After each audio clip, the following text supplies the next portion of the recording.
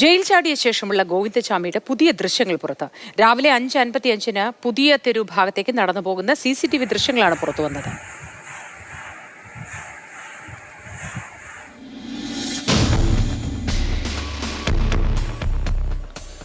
വിശദവിവരങ്ങളുമായി CK വിജയൻ ചേരുന്നു. വിജയൻ, പുതിയ ദൃശ്യങ്ങളാണ് ഇപ്പോൾ നമുക്ക് ലഭ്യമായിട്ടുള്ളത്. റോഡിലൂടെ നടന്നു നീങ്ങുന്ന ദൃശ്യങ്ങൾ, മണിക്കൂറുകൾ ജയിലിനുള്ളിൽ ചിലവിട്ടു എന്ന് പറയുമ്പോഴും നേരം പുലരുന്നതിന് മുൻപുള്ള ദൃശ്യങ്ങളാണ് നമുക്ക് ഇപ്പോൾ ലഭ്യമായിട്ടുള്ളത്. വിശദവിവരങ്ങൾ എന്തൊക്കെയാണ്?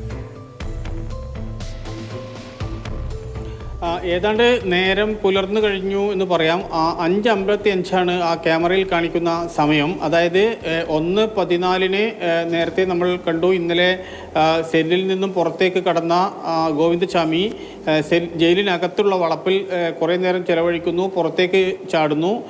4:15 കൂടിയാണ് പുറത്തെത്തുന്നത്. പക്ഷേ ഇത് കാണുന്നത് 5:55-നാണ്. അതായത് ഗോവിന്ദചാമിക്ക് കണ്ണൂരേക്കുള്ള യാത്ര ചെയ്യുന്നതിന് പകരം ദിശ മാറി പുതിയതൊരു ഭാഗത്തേക്ക് പോകുന്ന ദൃശ്യങ്ങളാണ് കാണുന്നത്. അവിടെ വെച്ചാണ് വീണ്ടും ഗോവിന്ദചാമി വഴിതെറ്റിയതും ആരോടോ ഒരു വഴിയാത്രക്കാരനോട് ചോദിച്ച് തിരിച്ച് കണ്ണൂരിലേക്ക് തന്നെ യാത്ര പുറപ്പെടുകയും ചെയ്തത്. അതാണ് തികച്ചും ഇയാളെ കണ്ടുകിട്ടുന്നതിന് വേണ്ടിയും പിന്നീട് ആൾക്കൂട്ടത്തിൻ്റെ ഇടയിലേക്ക് ഇയാൾ എത്താനുള്ള കാരണം.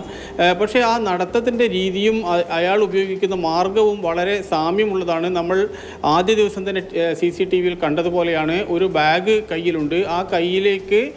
ആ ബാഗിനുള്ളിലേക്ക് ഈ തൻ്റെ അറ്റുപോയ കൈയുടെ ഭാഗം മറ്റുള്ളവർ കാണാതിരിക്കാൻ വേണ്ടി ഒളിപ്പിച്ചു വെച്ചുള്ള യാത്ര.